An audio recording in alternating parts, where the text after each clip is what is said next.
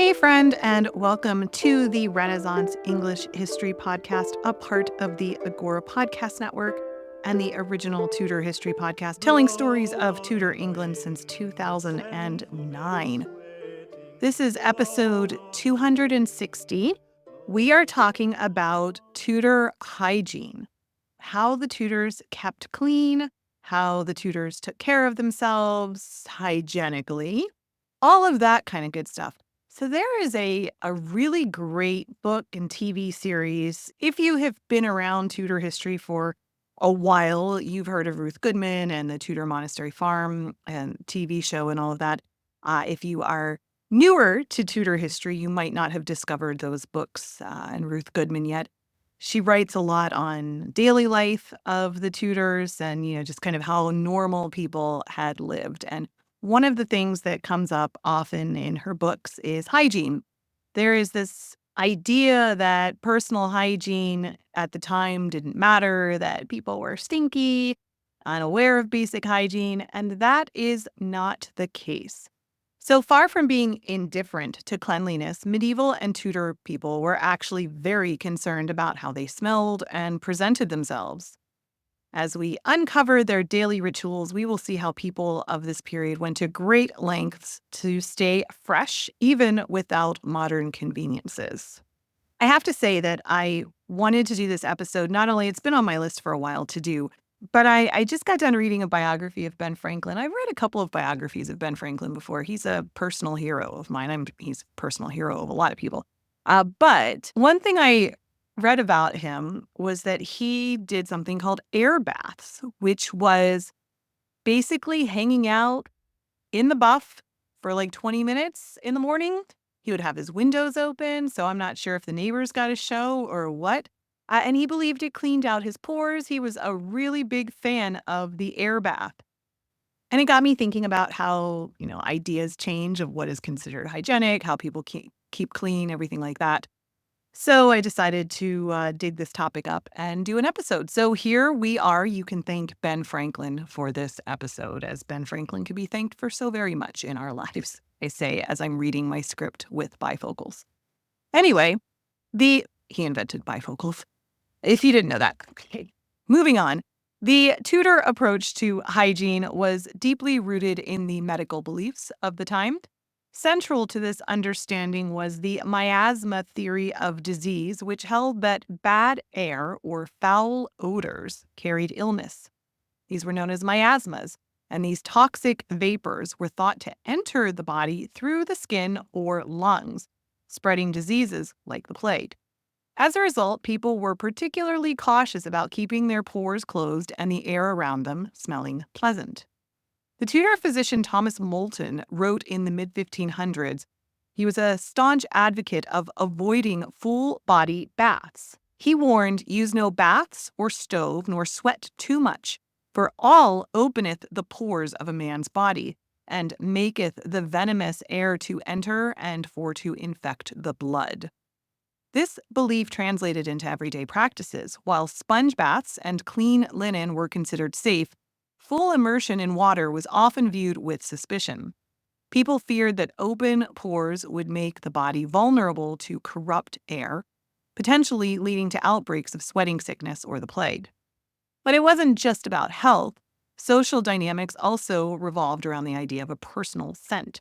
A good smell was associated with moral virtue and proper behavior, while bad odors hinted at laziness, poor manners, or even moral corruption. People cared about how they smelled, both for health reasons and because they wanted to make it pleasant to be around them. There were social penalties for smelling bad, and cleanliness often marked one's status, setting the well-off apart from those who could not afford regular washing or scented herbs. For most people in the Middle Ages and Tudor period, sponge baths were the norm, like we talked about, and daily washing focused on three key areas: the face, the hands, and the feet. The typical approach involved using a linen cloth soaked in water to scrub the skin. These sponge baths were done using small basins of water, which were often scented with herbs to leave a pleasant aroma. The washing water wasn't just any plain water. Oh, no, no, no. It was often infused with herbs like sage, rosemary, or if you were very well to do, orange peels. Could get that from Spain, adding both fragrance and supposed medicinal benefits. Sage, for example, was believed to promote general health. Rosemary was considered invigorating. The combination of herbal waters not only helped to wash away the dirt and sweat, but also provided a more pleasant scent, which of course was crucial given the importance of avoiding bad air. Feet washing was another key part of the morning routine. Unwashed feet were thought to lead to infections or unclean humors entering the body. Tudor stockings were usually made of breathable wool, and shoes were crafted from natural leather, both of which allowed air to circulate.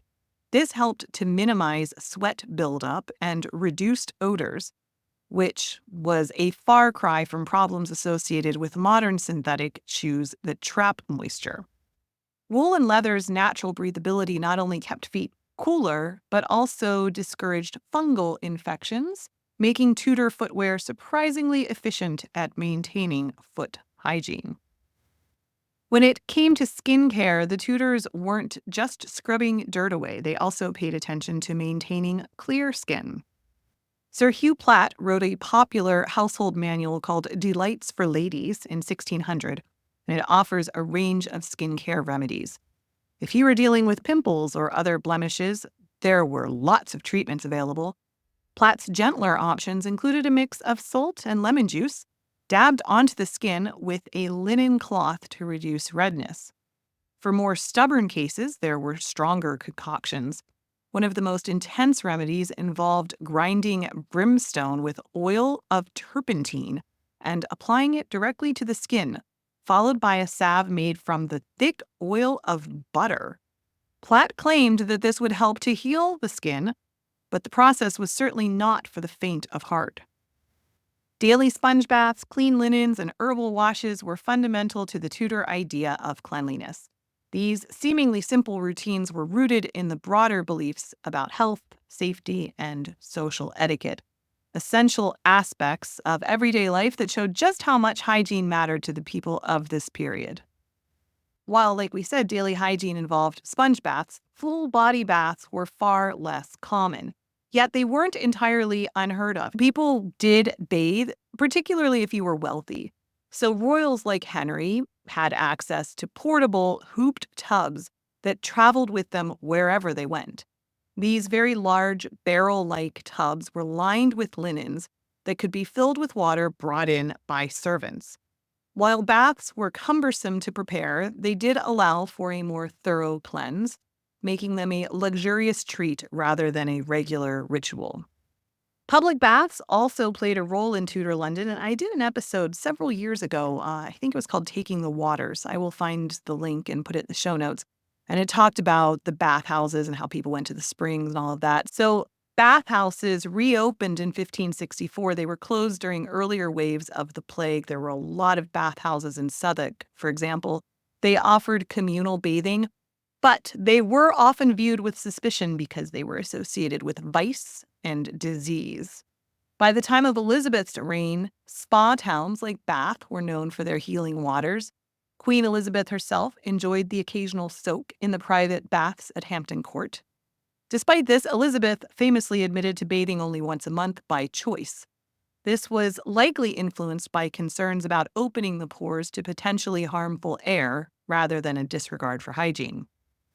For those who couldn't access baths or water easily, there was a clever alternative called dry bathing. This practice involved rubbing the skin vigorously with a coarse linen cloth to remove dirt and sweat. Ruth Goodman, in her books on how to live like a Tudor, actually replicated this method, and she found it to be surprisingly effective. She also said that when linen was changed regularly, there was minimal body odor even after several weeks without a traditional bath. Linen's natural antibacterial properties actually contribute to this success, reinforcing the idea that frequent changes of clothing rather than constant immersion in water were key to maintaining personal cleanliness. And people did change their linen much more regularly than their top gowns. Let's talk about tooth care. So, tooth care in Tudor England was surprisingly thoughtful, even if the methods were quite different from our modern ones. Tooth cleaning typically involved rubbing the teeth with a cloth rather than using a brush. Tudor tooth powders were made from common substances like soot, salt, chalk, and cloves. Soot, often collected from candle flames, acted as a gentle abrasive, helping to scrub away the stains and odors. Salt and chalk were common ingredients as well, each providing a mild scouring effect.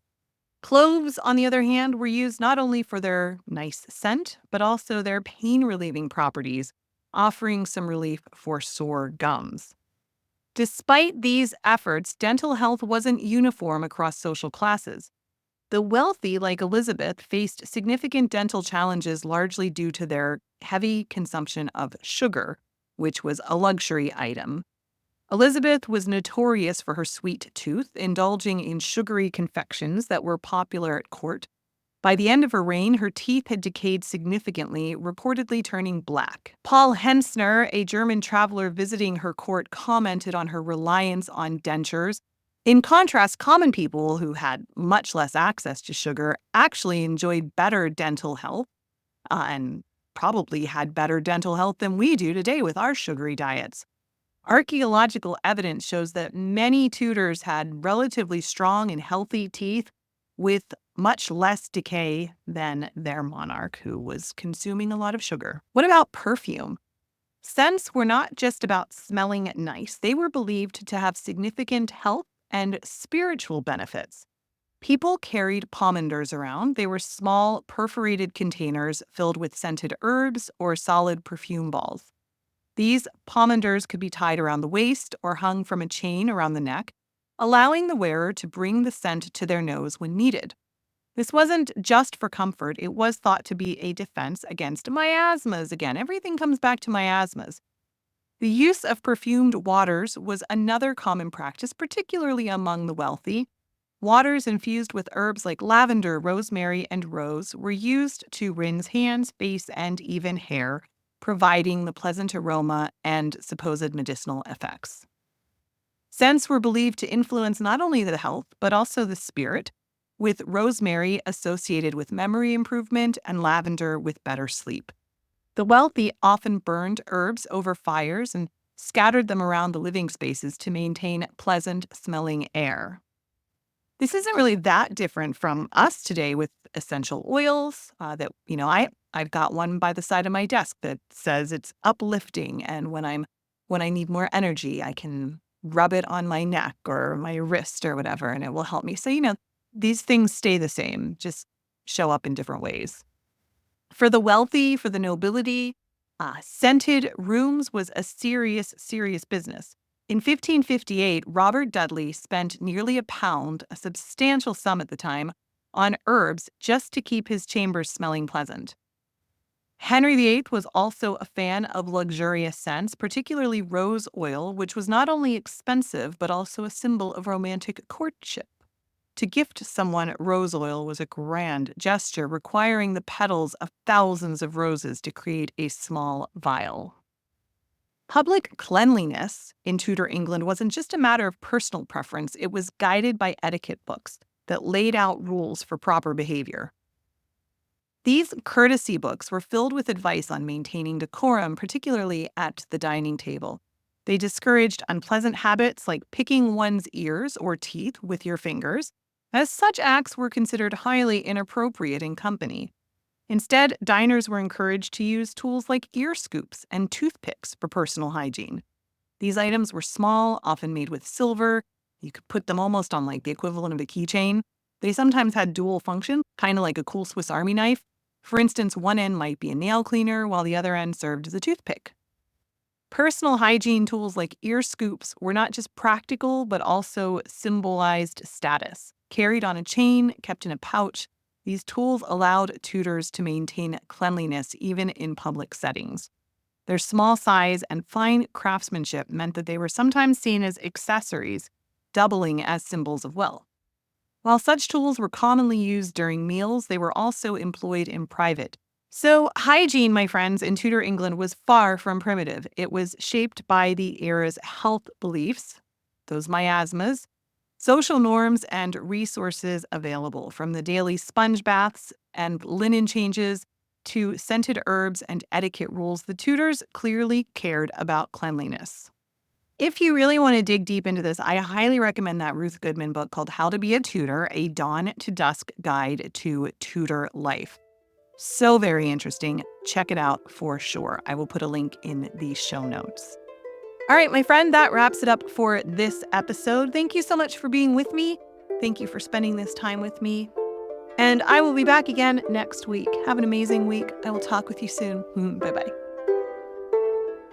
Blow, northern wind, a scent will make me sweating. Blow, northern wind, blow, blow, blow. Ich hatte Bord in Bauerbriek, dat soll semlis und sich. Mens gevoel meiden of nicht fern